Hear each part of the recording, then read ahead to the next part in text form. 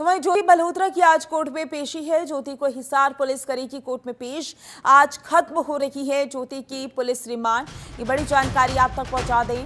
Police फिर remand बढ़ाने की मांग कर सकती है। बता दें आपको, जिस तरीके से ऑपरेशन सिंदूर को अंजाम दिया गया उसके बाद से ही पूरे देश में एक अलर्ट का माहौल रहा और जब लगातार यहाँ पर अभियान चलाए गए तो बहुत से ऐसे सबूत मिले, बहुत से ऐसे मामले सामने आए, बहुत से ऐसे जासूस सामने आए जो की जानकारी पाकिस्तान साझा करते हैं। उनमें से एक थी ज्योति मल्होत्रा जो यूट्यूबर है और इसी के साथ 2023 में वो पाकिस्तान, जहां पर बताया जा रहा है कि पाकिस्तान के हाई कमीशन के कर्मचारी से उसकी मुलाकात हुई। इतना ही नहीं, जो कर्मचारी था उसका नाम था दानिश और दानिश के ही जरिए ISI जिसके बाद न केवल पहुंचाई जा रही थी बल्कि अगर बात करें तो लगातार संपर्क में थी ज्योति मल्होत्रा। ऐसी जानकारियां आई हैं। ऐसे में आज क्योंकि कोर्ट में पेशी है और आज खत्म हो रही है ज्योति की रिमांड, तो देखना होगा कि पुलिस आने वाले समय के लिए रिमांड की मांग कर सकती है या फिर नहीं, क्योंकि माना जा रहा है कि पुलिस फिर से रिमांड बढ़ाने की मांग कर सकती है। और इसी पर ज्यादा जानकारी के लिए हमारी संवाददाता शिखा शर्मा हमारे साथ जुड़ चुकी हैं। शिखा, ज्योति मल्होत्रा की कोर्ट में पेशी है, क्या अधिक जानकारी?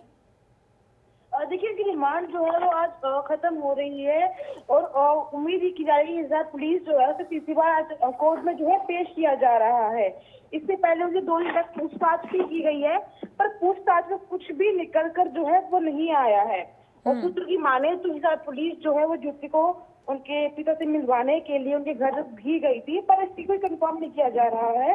तो सबसे बड़े पुलिस जो है वो अब रिमांड बढ़ाने की बात जो है वो कहीं ना कहीं और कर सकती है। वो चाहते हैं कि रिमांड और बढ़े ताकि उनसे और पूछताछ जो है वो की जाए और जितने भी सबूत आज लगे हैं, ये लैपटॉप्स है, चैट्स है, वो सब जो है वो रिकवर की जा रही हैं। जो और चैट्स निकल के सामने आ रही हैं उन्हें पकड़ने की, उनको तोड़ने की, वो जो चैट्स के कोड है उन्हें पता करने की कोशिश जो है वो की जा रही है। तो क्या इसलिए कहीं ना कहीं पुलिस जो है वो चाहेगी कि रिमांड जो है थोड़ी और बढ़ जाए।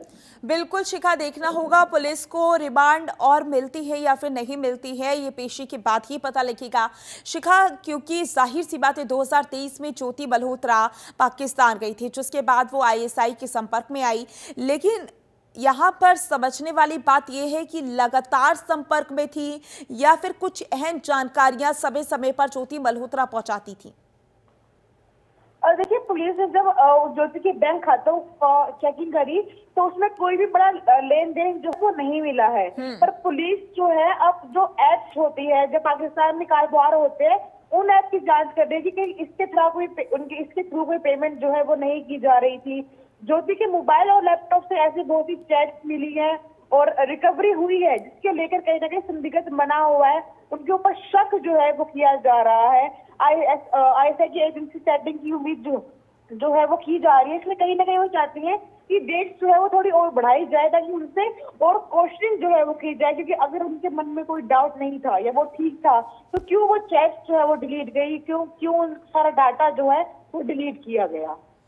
बिल्कुल शिखा, जाहिर सी बात है कि ज्योति मल्होत्रा पर तमाम आरोप हैं और देखना होगा आने वाले समय में ज्योति मल्होत्रा को लेकर क्या कुछ चीजें सामने आती हैं। और क्योंकि ज्योति मल्होत्रा की आज कोर्ट में पेशी है और पेशी के बाद देखना होगा कि पुलिस को रिमांड और मिलती है या फिर नहीं। ज्यादा जानकारी के लिए बहुत बहुत शुक्रिया।